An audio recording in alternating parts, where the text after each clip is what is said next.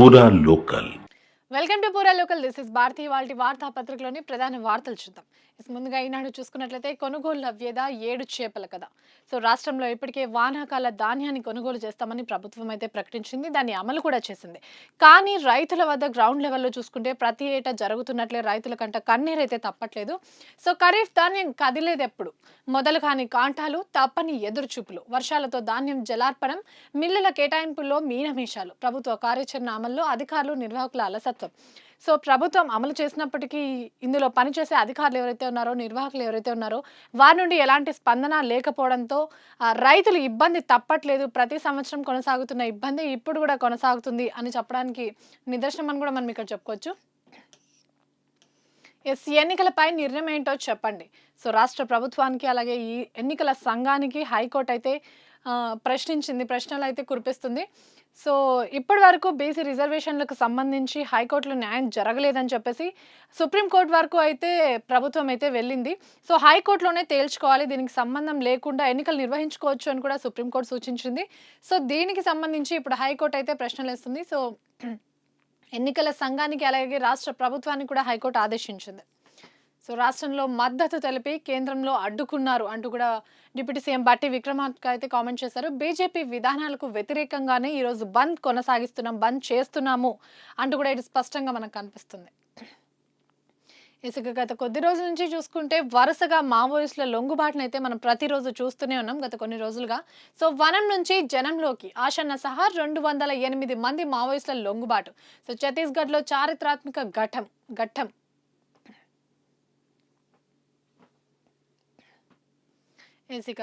సాక్షిలో ప్రధానంగా చూసుకుంటే కార్పొరేట్ చదివింపులు. రాష్ట్రంలో ఉన్న గవర్నమెంట్ స్కూల్స్ ఏవైతే ఉన్నాయో, గవర్నమెంట్ పాఠశాలలకు సంబంధించి కార్పొరేట్ అలాగే ప్రభుత్వ విద్యా సంస్థల అభివృద్ధికి దాతలు అలాగే కార్పొరేట్ తోడ్పాటు తీసుకోవాలంటూ కూడా రాష్ట్ర ప్రభుత్వం నిర్ణయం తీసుకుంది. విద్యాశాఖపై సమీక్షలో ముఖ్యమంత్రి రేవంత్ రెడ్డి కామెంట్స్. మౌలిక వసతుల కల్పనలో ఇదే సరైన మార్గం అని కూడా ఆయన స్పష్టం చేశారు. అంతేకాకుండా విదేశాల్లోని మెరుగైన విధానాలను అనుసరించాలని కూడా సూచన. ఔటర్ పరిధిలో సౌకర్యాలు లేని స్కూళ్లన్నీ ప్రభుత్వ స్థలాల్లోకి మార్చాలంటూ కూడా ఆదేశం. నర్సరీ నుంచి 4వ తరగతి వరకు పైలట్ ప్రాజెక్టుగా కొత్త స్కూళ్ల నిర్మాణానికైతే ప్రభుత్వం ఏర్పాటు చేస్తోంది.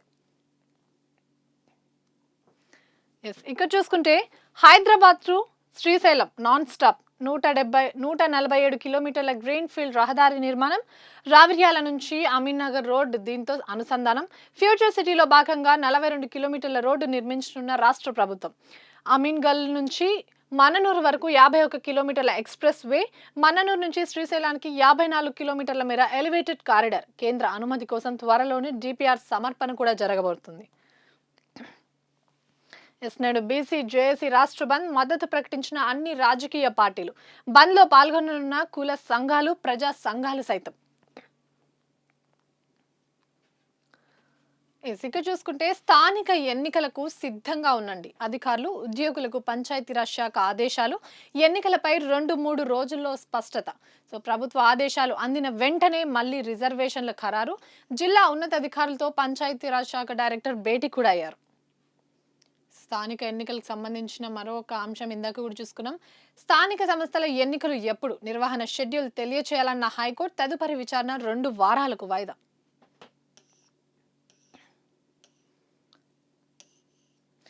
ఇక్కడ చూసుకుంటే పెళ్లికి ముందే కౌన్సిలింగ్. ప్రతి జిల్లాలో వివాహపూర్వ కౌన్సిలింగ్ కేంద్రాల ఏర్పాటు. ఇటీవల కాలంలో చూసుకుంటే పెళ్లిళ్ళు జరిగిన కొన్ని రోజులకి ఆ వివాహ బంధం ఎలా దూరం అవుతుంది, ఎలా పటాపంచలు అవుతుంది అని కూడా మనం చూసుకుంటున్నాం. దానికి సంబంధించి గవర్నమెంట్ నుంచి మనకు ఒక కొత్త స్కీమ్ రాబోతుంది అని కూడా మనకి ఇక్కడ స్పష్టంగా తెలుస్తుంది. ప్రతి కేంద్రంలో ఒక legal counsellor, psychologist, social worker అలాగే హెల్పర్. ఫైల్ పై మంత్రి సీతక్క సంతకం. ఆర్థిక శాఖకు ఫైల్ బదిలీ. త్వరలో ఆమోదం. ఆ తర్వాత కేంద్రాల ఏర్పాటు.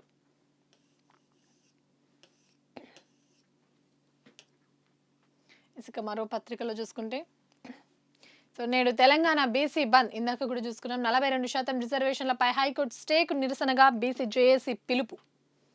అన్ని రాజకీయ పార్టీలు, ప్రజా సంఘాలు మద్దతు తప్పనిసరి. పలు విద్యా వ్యాపార సంస్థల స్వచ్ఛంద మద్దతు. 42% రిజర్వేషన్లు సాధించేదాకా ఉద్యమం. సుప్రీంకోర్టు ఏమైనా శిలా శాసనమా? ఆర్ కృష్ణయ్య చేసిన కామెంట్స్ ఇవి. సకల జనులు బంద్ కు మద్దతునివ్వాలి.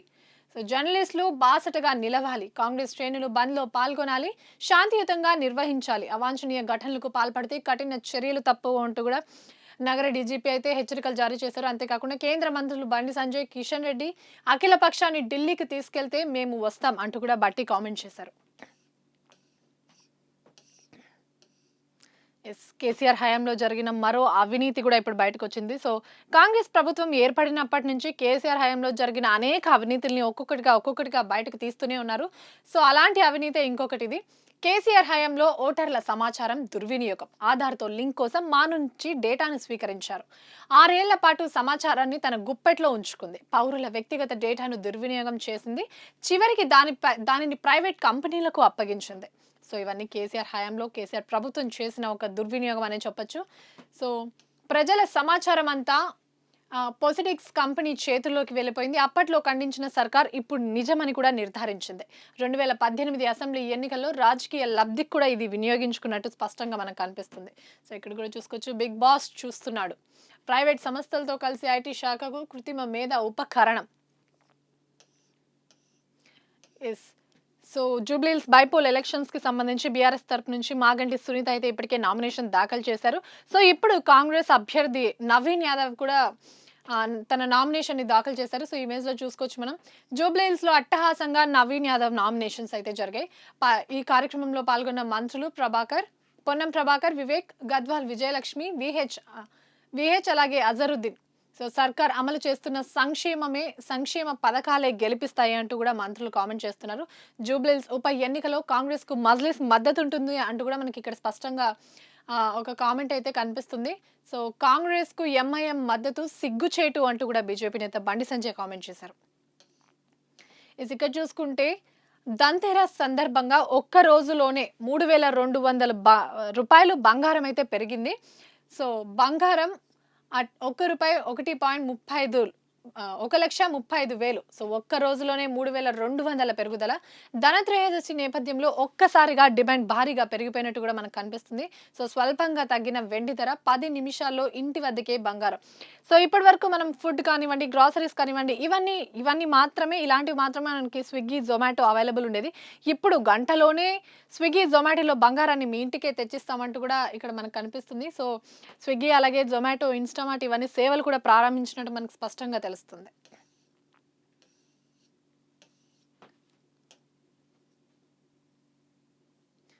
ఇక వెలుగులో ప్రధానంగా చూసుకున్నాం. సో ఇందాక కూడా చూసుకున్నాం, రాష్ట్రంలోని గవర్నమెంట్ స్కూల్స్ కి సంబంధించి ప్రభుత్వం ఒక ముందడుగేసినట్టు కూడా మనకి ఇక్కడ స్పష్టంగా తెలుస్తుంది.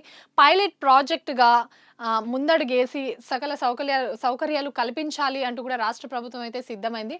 సో నర్సరీ నుండి 4వ తరగతి దాకా కొత్త స్కూల్ పైలట్ ప్రాజెక్టుగా ప్రారంభించాలి. అధికారులకు సీఎం రేవంత్ రెడ్డి ఆదేశాలు జారీ చేశారు.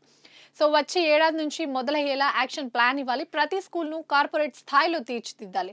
స్టూడెంట్లకు పాలు, బ్రేక్ఫాస్ట్, లంచ్ ఇచ్చేలా ప్రణాళిక సిద్ధం చేయాలి అని కూడా సూచన. సో ప్రైవేట్ స్కూల్కి ధీటుగా ఏ విధంగా తగ్గకుండా చదువులో కానివ్వండి, వారి సౌకర్యాలు కానివ్వండి, అన్నీ ఒకటే విధంగా ఉండేలాగా అన్ని చర్యలు తీసుకోవాలంటూ కూడా అధికారులకైతే ఇప్పటికే రేవంత్ రెడ్డి స్పష్టం చేశారు. ఆదేశాలు కూడా జారీ చేశారు. మరొకసారి జూబ్లీహిల్స్ ఎలక్షన్స్ కి సంబంధించి చూసుకుంటే, జూబ్లీహిల్స్ లో కాంగ్రెస్ గెలవాలి. గత 10 ఏళ్లలో రాష్ట్రం ఆగమైంది అంటూ కూడా అసరుద్దీన్ ఓవైసీ చేసిన కామెంట్స్ ఇవి. కాంగ్రెస్ అభ్యర్థి నవీన్ యాదవ్ కు విషస్ అలాగే మద్దతు సైతం. సో గెలిచి అన్ని వర్గాలను కలుపుకొని పోవాలి అంటూ కూడా సూచనలు జారీ చేశారు.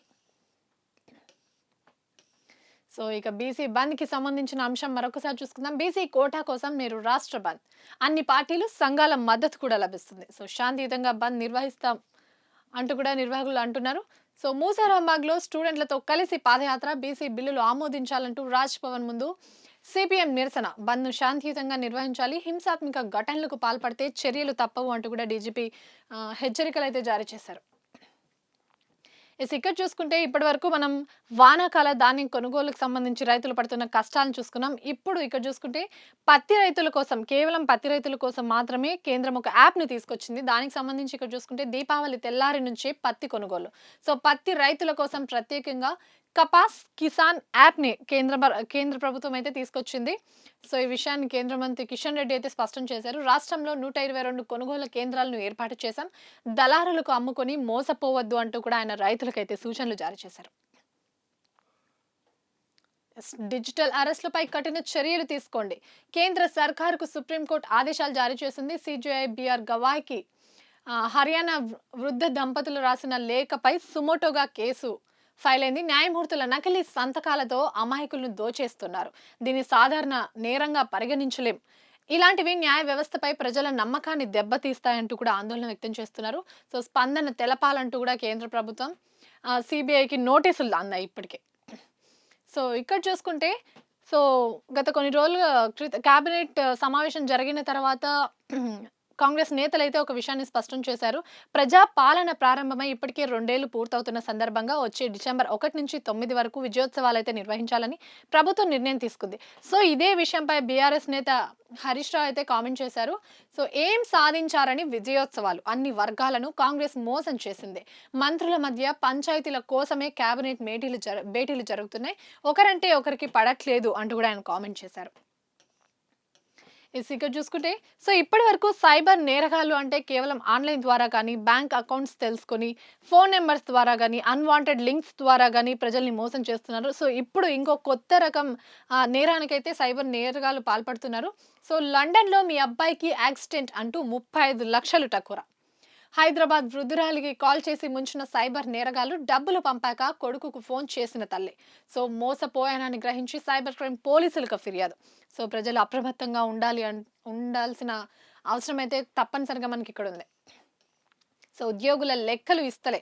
ఇప్పటికీ పూర్తి వివరాలు అప్డేట్ చేయని ఆయా డిపార్ట్మెంట్లు అవుట్సోర్సింగ్ లో 20,000 మంది దాకా బోగస్ ఉద్యోగులు ఉంటారని అంచనా. సో రాష్ట్రానికి ఇది ఒక బ్లాక్ రిమార్క్ అని కూడా మనం చెప్పుకోవచ్చు. తాత్కాలిక ఉద్యోగుల లెక్కలపై స్పష్టత. అన్ని శాఖల్లో రెగ్యులర్, టెంపరరీ ఎంప్లాయీస్ లెక్కలు తీస్తున్న ఆర్థిక శాఖ. సో రాష్ట్ర ప్రభుత్వం మరింత డీప్ గా వెళ్ళి ఆరా తీస్తున్నట్టు కూడా తెలుస్తుంది. సో ఆధార్ కార్డ్, ఫోన్ నెంబర్లతో ఈ నెల 25లోగా వివరాలు అప్డేట్ చేయాలంటూ కూడా రాష్ట్ర ప్రభుత్వం అయితే ఆదేశాలు జారీ చేసింది. ఇవి వాటి వార్తాపత్రికలోని ప్రధాన వార్తలు. మరిన్ని వార్తలతో మళ్ళీ కలుద్దాం. చూస్తూనే ఉండండి పూరా లోకల్.